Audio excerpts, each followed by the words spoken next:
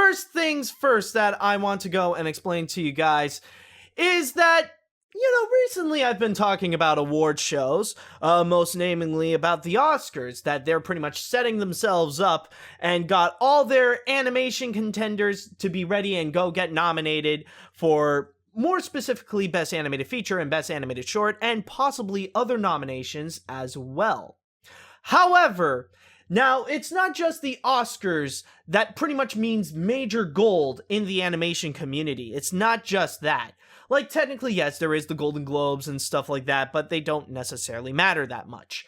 The big thing for animation people is the Annie Awards, which is made by Asifa Hollywood, and the Annie Awards is pretty much like the biggest award show that encompasses everything about animation, not just animated features, but also animated TV shows, animated specials, and anything that has to do with animation. And now they're starting to be more open towards other factors where artists and animators would work on projects, including the visual effects of live action films and even video games.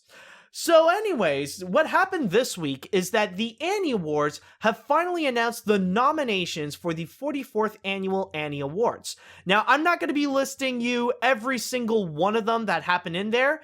If you guys want to check out yourself for all the list of the nominations at the Annie Awards, then all you have to do is go to annieawards.org/nominees. However, I will just list you some of the more... some of the big ones that, you probably really are curious to know, and, some of the ones that, that have to be mentioned. So first things first, allow me to explain to you the nominations for Best Animated Feature in the Independent category. And they are Long Way North, Miss Hokusai, My Life as a Zucchini, The Red Turtle, and Your Name. Then following that, we actually got Best Animated Short, in which in here they put in Blind Vaisha, Dear Flower, Path Title Sequence, Pearl, and Piper. And then afterwards, we also got Best Animated TV Show for Kids, and the nominees that we have include Adventure Time for the episode Bad Jubies, Voltron, Legendary Defender for the episode Return of the Gladiator, Elena of Avalon for the episode A Day to Remember, Teenage Mutant Ninja Turtles for the episode Trans-Dimensional Turtles, and finally, Wander Over Yonder for the episode My Fair Hattie. And then afterwards, we also got Best General Audience Animated TV Show, in which we have Bob's Burgers for the episode Glued, Where's My Bob? Then afterwards, we got BoJack Horseman for the episode Fish Out of Water. Then we got Long Live the Royals for the episode Punk Show. Then there's also The Simpsons for the episode Bart Hood. And finally, we got The Venture Brothers for the episode Hostile Makeover. Now, if we can go down to Best Directing for the TV and Animated Specials category, they are A Love Story, Passion Pictures. This is Best Directing, so I better mention the director as well. So, Sashka Unseld for A Love Story, Passion Pictures. We got Kristen Lepore for Adventure Time on the episode Bad Jubies. We got David Feiss for Open Season, Scared Silly. There is Patrick Osborne for the animated short Pearl. And finally, we got directors Dave Thomas, Eddie Trigueros, and Justin Nichols for Wander Over Yonder for the episode of My Fair Hattie. Now, on to Best Directing for an animated feature in which we got Travis Knight for Kubo and the Two Strings, Claude Barras for My Life as a Zucchini, Michael Dudok DeWitt for The Red Turtle, Makoto Shinkai for Your Name, and Brian Howard and Rich Moore for Zootopia. All right, so now that we got that done, let us move on to Best Voice Acting. So in the TV and special categories, we got Alison Brie as Diane Nguyen in BoJack Horseman, Will Townstein as Mr. Weenie in Open Season, Scared Silly, Leslie Carrara as Bubbles in the Jim Henson production Splash and Bubbles, We got Lars Mikkelsen as Grand Admiral Thrawn in Star Wars Rebels. And finally, we got Carlos Alazaraqui as Ponce de Leon in the Mr. Peabody and Sherman Show. Now, for best voice acting in an animated feature, we got Art Parkinson as Kubo in Kubo and the Two Strings, Aoli Cravalho as Moana, Katie Crown as Tulip in Storks, Zoe Deschanel as Bridget in Trolls, and finally, we got Jason Bateman as Nick Wilde in Zootopia. Now let's move on to the best writing category, starting off with writing in an animated TV show or special. And so what we got in here include Bob's Burgers for the episode The Hormoniums, Gravity Falls for the episode Weirdmageddon 3, Take Back the Falls, Puffin Rock for the episode The First Snow, The Simpsons for the episode Barthood, and finally, once again, The Simpsons for the episode The Burns Cage. And then we got Best Writing for an Animated Feature, in which we got Kubo and the Two Strings, My Life as a Zucchini, The Red Turtle, and finally Zootopia. And last but certainly not least, the big one that probably everybody is pretty much waiting for, the nominations for Best Animated Feature. And listen carefully, because they are Finding Dory, Kubo and the Two Strings, Kung Fu Panda 3, Moana, and finally Zootopia. But it's not just that. Like, those are pretty much the ones for the projects that they have done. At the same time, we also got the juried awards list. Now, these are pretty much the ones that are pretty much special awards dedicated to many people whose lifetime contributions in the animation industry have been so grand that they pretty much deserve an award in themselves. So, for the Winsor McKay Award for their career contributions in the art of animation, this year's recipients include Disney animator Dale Baer, independent animator Caroline Leaf, and the director of Ghost in the Shell, Mamoru Oshii. At the same time, we also got the UB Iwerks Award, for technical advancements in the art of animation, which this year shall be given to Google Spotlight's virtual reality platform. On top of that, we also got the June Foray Award for their significant and benevolent or charitable impact on the art and industry of animation, which will go to Bill and Sue Croyer, whose works are more well known, actually, probably the highlight of their career, or maybe like one of the most recognizable ones that they have done, is that they have been a heavy influence working on Fern Gully: The Last Rainforest. And finally, we got the Special Achievement Award, in which this year shall be given to the documentary Life Animated. If you guys have not seen Life Animated, please do so. It is actually quite amazing and really awe-inspiring, I must say. Now, in terms of, if we go back into the animated features that did get nominated and all that kind of stuff, I actually do have the list here, which was actually made by Cartoon Brew, of how many nominations did each animated feature actually get. And so far, what we have is that the big winners in terms of the nominations is actually Zootopia and Kubo and the Two Strings. They actually both ended up really, really strong this year, where Zootopia ended up with 11 nominations and Kubo and the Two Strings ended up getting 10. Following from behind, there are still some others that did do a really good job as well. We got Moana that ended up with 6 nominations. The Red Turtle got 5 overall. Coincidentally, both DreamWorks films, Kung Fu Panda 3 and Trolls, ended up with 4 nominations each. Then we got My Life as a Zucchini and Finding Dory that got 3 nominations. Meanwhile, The Little Prince, Your Name, and The Secret Life of Pets got 2 nominations each. Meanwhile, there are also a lot of them that ended up with just 1 nomination, which includes Sing, Miss Hokusai, Long Way North, Storks, Sausage Party, and April and the Extraordinary World.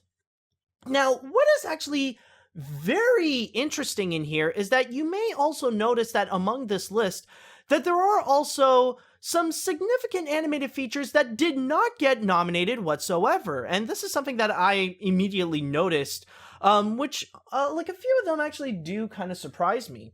The ones that you may find that are not on this list whatsoever would actually include the Angry Birds movie, Ice Age Collision Course, Ratchet and Clank, The Wildlife, and Norm of the North.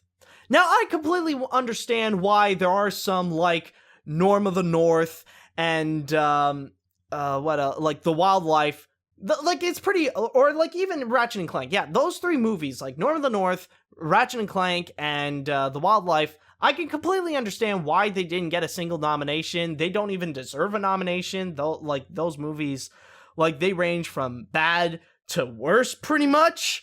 So, like, that doesn't bother me at all. But I'm actually quite surprised that they decided to leave out the Angry Birds movie and Ice Age Collision Course. I mean, sure, they're not the best animated features, especially not Collision Course, my god. But honestly, I'm surprised that they didn't end up with at least a few number of, like, you know, special individual categories, especially with the Angry Birds movie, which the animation was actually quite impressive. I'm surprised that it didn't get, like, nominations in any of the other categories, like, you know, something like Best Character Animation or Best Character Design or, you know, or even, like, Best Editing, Best Music, or whatever. I'm honestly surprised it didn't even get any, because usually, like, in terms of what the Annie Awards would do, they would give a slice of pie to anyone, even if it's, like, really bad films made by Sony Pictures Animation. Like, they, you know, they would hand a few nominations to them as well. And actually, speaking of Sony Animation, you know, it's actually quite surprising that even this year, I noticed that even Open Season Scared Silly ended up with a lot more nominations than something like the Angry Birds movie and Ice Age Collision Course. So that's actually quite surprising. But then again, you may notice as well that like, one thing that could actually explain... Oh, actually, no, never mind. I was about to say, like, well, technically, like, if you look in the sponsored list, you won't find, like, Ravio not getting a nomination at all. But actually, Blue Sky did. Blue Sky is actually a part of the silver sponsor, so yeah, actually, it's kind of surprising that they ended up as a sponsor, but Ice Age Collision Course got left out. But oh well. You know, it's actually quite interesting, and, you know, it's really fascinating that we got a pretty diverse list so far, but one thing that actually does really stand out that is quite impressive is that there's a lot more love being shown to the more independent animated features. Like, sure, I'm sure that many of you people listening right now are probably unfamiliar with some of the movies like The Red Turtle or My Life as a Zucchini or even Your Name. But, you know, it's actually really nice showing these independent animated features who don't really get as much of a chance to be in the spotlight as much as many of the other ones like Zootopia or even Kubo and the Two Strings, that they would actually ended up getting a chance and getting massive recognition, especially with The Red Turtle. You know, I wouldn't be surprised if what The Red Turtle will be this year will be exactly like what Anomalisa is last year. And, well, at the very least, I am hoping that The Red Turtle can at least have a bit of a better reputation, like, afterwards, that it can still survive after the, you know, after the award season and stuff like that, because unfortunately, what ended up happening with Anomalisa is that, like, okay, yeah, it was, like, really big and really recognizable when it was, like, the award season, when it was in competition with Inside Out, but then afterwards, it's like, poof, it's suddenly gone. Nobody ever talks about it again. So hopefully maybe The Red Turtle might get a bit of recognition, especially with the fact that Studio Ghibli did help it out. So maybe it could get a bit of a popularity boost. But I am also hoping for the same fate as well for some of the other ones. You know, I'm hoping that some of these independent films like My Life as a Zucchini or even Your Name could actually get some recognition. And with the help of the award season, like, maybe it could get a boost, like, with something like this, that it could actually end up getting a lot more nominations than just, you know, the best independent animated feature category. But with what we are presented with many of the other nominations that we got right here, like, it doesn't really surprise me one bit that, of course, Zootopia ends up being, like, the one that's grabbing the most nominations so far, and chances are, especially with the fact that we are seeing many like early award shows presenting how Zootopia seems to be the big winner for Best Animated Feature and stuff like that, it's not going to be surprising if the big winner could actually end up being Zootopia. By how much, I am unsure, but chances are, there's a very high possibility that Zootopia could actually be the best animated feature, of them all. But I am hoping as well that some of the other movies as well would actually get a chance, especially with Kubo and the Two Strings and Moana. I do hope that they would come out with some, they would actually come out with some Annie wins as well. When I list off the names for best voice acting in an animated feature, I'm actually completely rooting for Aoli Cravalho to be the winner for best voice acting, because I mean, she's completely brand new and she has the big responsibility to play the new next big Disney star for Disney's next movie. I mean, she has a huge responsibility, maybe bigger than any other actor in that category. So I'm definitely rooting for her all the way. And at least with Kubo and the Two Strings, I'm hoping that it would get some massive, I'm just hoping that it will go away with some big Annie wins, something like best directing, or some Annie wins for in the category of animation and stuff like that. Some of the aspects in there, because it's such a phenomenal film, and hands down possibly the best stop motion animated film since Coraline, really, because it really is that phenomenal, and it should at least get away with some Annie wins. I know for a fact it might not get the best animated feature category, but oh my god, it's just really amazing. It should get away with a few Annies. That's all I'm asking. But so far, from the list that I am seeing, it is still highly impressive, and I just want to give a massive congratulations to all the nominees who got a chance to be recognized at the Annie Awards. And I am hoping that in the future we'll see who would end up being victorious. If hopefully Zootopia won't be clouding everything and might end up with so many ridiculous wins last time with Inside Out, where it just grabbed every single thing that it can. Hopefully we won't see too much of that, and maybe some of the other animated features might get away with a win. But we will only know until a little bit later with the Annie Awards. When the awards show, hold on a sec, it said somewhere about when it's going to be. Fudge nabbit. Okay, hold on a sec. Oh, never mind, here it is. Found it, okay. Now, if you guys are excited for the Annie Awards to know when is it going to be happening, well, we will only find out about the winners when it shall be, when all the winners will be announced, when the ceremony shall begin on February 4th, 2017. Hey guys, this is Animat. I just want to remind you guys that this is just a little taste of what you can get with the Animation Podcast. This is not all of it. If you guys want to go and listen to the full episodes of the Animation Podcast, then allow me to show you some of the different ways that you can go. First off, you can actually go on the website that it is hosted on, Filmbook, so you can go directly onto there. You can also go and check out the official Filmbook Podcast YouTube page, so at least you don't have to go away from YouTube and you can listen to the podcast right there. But if you would like to listen on the go, like if you want to listen it to on your phone or on your iPad and all that kind of stuff, then you can listen to it on either iTunes or you can listen to it on Android. So those are all the different options, and if you'd like to have more info, then all you have to do is just check in the description down below.